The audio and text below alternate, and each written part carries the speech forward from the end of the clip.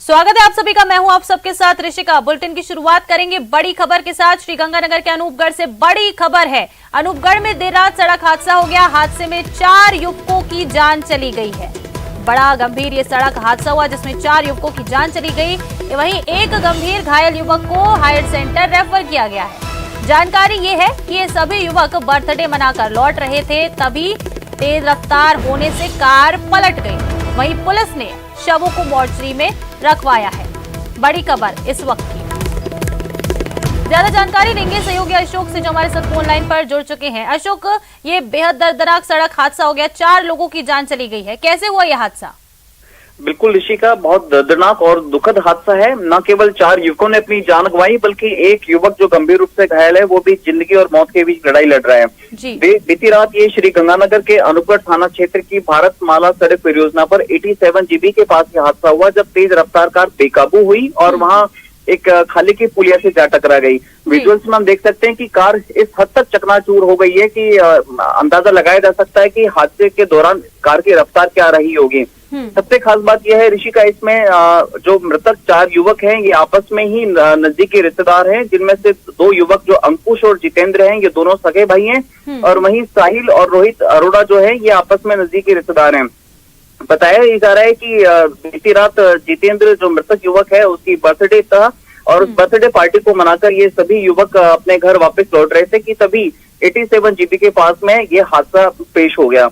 बताया ये जा रहा है कि संभावना ये जताई जा रही है कि शायद बर्थडे पार्टी मनाकर लौट रहे युवकों में से शायद कार चालक ने या फिर किसी व्यक्ति ने शराब का सेवन किया हुआ हो और गाड़ी की रफ्तार बहुत ज्यादा तेज रही हो, और यही एक हादसे की वजह मानी जा रही है। फिलहाल ये स्पष्ट जांच के बाद ही हो पाएगा कि हादसे की असल वजह क्या रही, लेकिन निश्चित तौर पर एक ही परिवार के 2 चिरागों के बुझ जाने से और नजदीकी 4 रिश्तेदारों भाइयों की मौत हो जाने से जहां एक और परिवार पूरी तरह से गमगीन है, वहीं आसपास का जो अनूपगढ़ का क्षेत्र है वो भी पूरी तरह से गम में डूबा हुआ है। जी बिल्कुल अशोक, ये एक बड़ा दर्दनाक सड़क हादसा हुआ है। शुक्रिया आपका तमाम जानकारियों के लिए।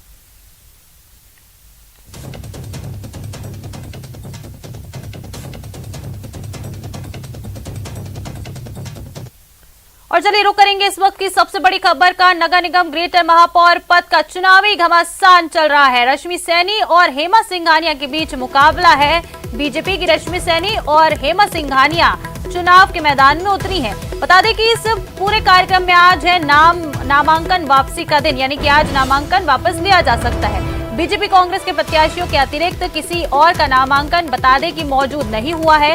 वहीं 2 नामांकन हुए थे कांग्रेस के, वो पहले ही खारिज हो चुके हैं।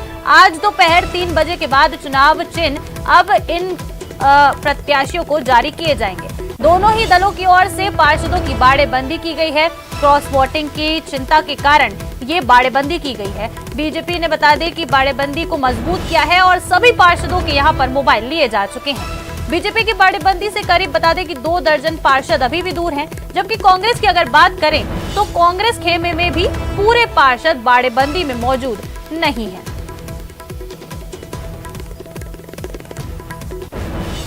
बड़ी खबर ये नगर निगम उपचुनाव को लेकर चुनावी घमासान जारी है और आज नामांकन वापस लेने की अंतिम तिथि। आज 3 बजे तक नामांकन वापस लिया जा सकता है।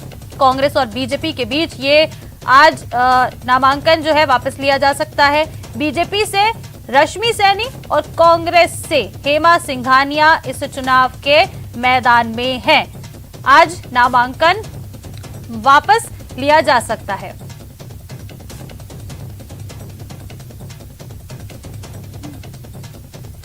तो चलिए ज्यादा जानकारी लेंगे सहयोगी महेश से, जो हमारे साथ सीधा जुड़ चुके हैं। महेश, क्या ताजा हाल है? आज नामांकन की वापसी के लिए, नामांकन वापसी की आज अंतिम तिथि है, क्या कुछ जानकारी?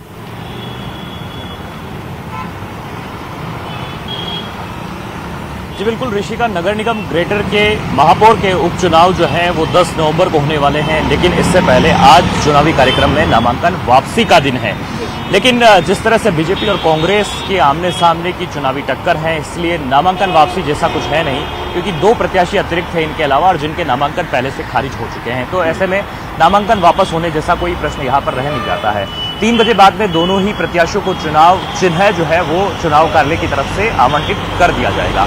इससे पहले जो है बीजेपी और कांग्रेस के जो पार्षद हैं वो अपनी अपनी बाड़ेबंदी में है। बीजेपी के पार्षद चोमू के अंदर एक निजी होटल में है, तो वहीं मानसरोवर के निजी रिसोर्ट में रुके हुए हैं कांग्रेस के पार्षद, जिनकी कल हमने आपको तस्वीरें भी दिखाई कि किस तरह से पूल पार्टी में एंजॉय कर रहे हैं, खाने पीने के खास इंतजाम किए गए हैं और जो चुनावी माहौल है उसका पूरा जो है फायदा यहाँ पर पार्षद ले रहे हैं। लेकिन टेंशन है तो प्रत्याशियों को है, जीत हार की गणित बिठाने वाले संगठनों को है और उन संगठनों में जो विधायक हैं, बड़े नेता हैं, उनकी प्रतिष्ठा यहाँ पर दांव पर लगी हुई है। क्योंकि देखिए आगामी साल में विधानसभा के चुनाव होने वाले हैं और एक सेमीफाइनल के तौर पर एक लिटमस टेस्ट जो है वो शहर का, जयपुर शहर का, वो ये माना जा सकता है। और इसी कारण से जो दोनों ही संगठन हैं वो इसमें अपनी प्रतिष्ठा, अपना जो है दाव, वो हर जो दाव है वो यहाँ पर चलना चाहते हैं, किसी भी तरह से कोई कोर कसर नहीं छोड़ना चाहते हैं।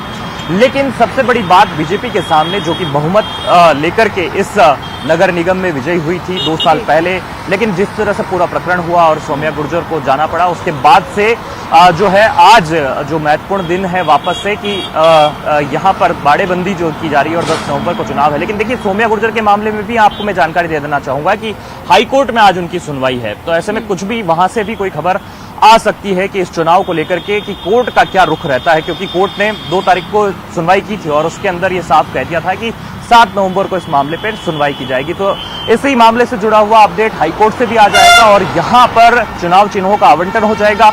2 दर्जन जो अभी पार्षद हैं वो बाड़ेबंदी से दूर चल रहे हैं बीजेपी के, और करीब करीब ये कहा जा सकता है कि 10 एक पार्षद जो अभी भी हैं वो कांग्रेस के खेमे से जो है अभी दूर है। हालांकि दावा ये किया जा रहा कांग्रेस की तरफ से कि 60 पार्षद वहां पर पहुंच चुके हैं, लेकिन अभी तक पूरी तस्वीर जो है उन्होंने साफ यहाँ पर दिखाई नहीं है। कल हम गए थे तब तो करीब 30 से 35 पार्षद ही मौजूद थे। तो ऐसे में अभी आप दोनों ही संगठनों का यह मान करके चलें कि जो पार्षदों के आने का दम भर रहे हैं या जो आंकड़े में बता रहे हैं, पूरी तरह से सच्चाई उनमें नहीं है।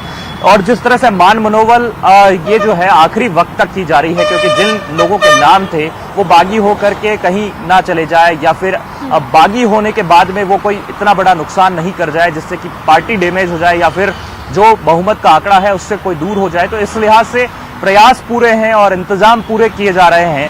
व्यवस्थाएं जो है चाक चौबंद की जा रही है कि किसी तरह से बाड़ाबंदी नहीं टूटे, क्योंकि पहले का इतिहास ऐसा ही रहा है नगर निगम के चुनाव का। इस लिहाज से बीजेपी है वो फूंक फूंक करके कदम रख रही है और कांग्रेस जो है वो यहाँ पर कोशिश यही कर रही है कि किस तरह से जो जोड़ तोड़ का गणित है उनका, क्योंकि 12 बीजेपी के अभी पार्षद उनको कम से कम चाहिए, तब जाकर के ये चुनावी मुकाबले में वो कहीं जो है आगे नजर आ सकते हैं। लेकिन ऐसा फिलहाल तक के लिए तो अभी देखने को नहीं मिल रहा, क्योंकि अभी जो है कोई बाड़ेबंदी तोड़ करके जाने वाला पार्षद सामने अभी तक नहीं आया है। तो ऐसे में कहा कुछ भी नहीं जा सकता, लेकिन गुप्त मतदान है तो ऐसे में कुछ भी हो सकता है। तो आज महत्वपूर्ण दिन है जिसमें कि सौम्या गुर्जर के मामले में आज कोर्ट में भी निर्णय हो सकता है, तो साथ ही साथ में बाड़ाबंदी में कितने पार्षद वापस से पहुंच रहे हैं दोनों खेमों में, ये भी जरूर देखने वाली बात होगी। ऋषिका, चलिए ठीक है महेश, आपसे आज तमाम लगातार दिन भर अपडेट्स लेते रहेंगे। नामांकन वापसी की आज अंतिम तिथि है, तो आपसे लगातार अपडेट्स लेते रहेंगे। फिलहाल आपका शुक्रिया इस पूरी तमाम जानकारी के लिए। और चलिए आगे बढ़ते हैं, रुक कर लेते हैं अगली बड़ी खबर का। डूंगरपुर से बड़ी खबर है, अवैध देशी शराब के खिलाफ कार्रवाई की गई है। पुलिस ने गुड़ामोरिया गांव में ये कार्रवाई की। 100 लीटर महुआ वॉश और शराब बनाने की भट्टी नष्ट की गई है। मौके से 30 लीटर महुआ निर्मित शराब बरामद की गई है और पुलिस ने एक आरोपी को गिरफ्तार कर लिया है।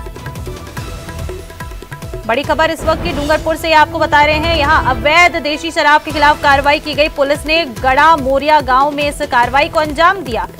ये देखिए तस्वीरों में, यहाँ 100 लीटर महुआ वॉश और शराब बनाने की जो भट्टी है उसे नष्ट किया गया है। वहीं मौके से 30 लीटर महुआ निर्मित शराब बरामद हुई है। पुलिस की ये बड़ी कार्रवाई।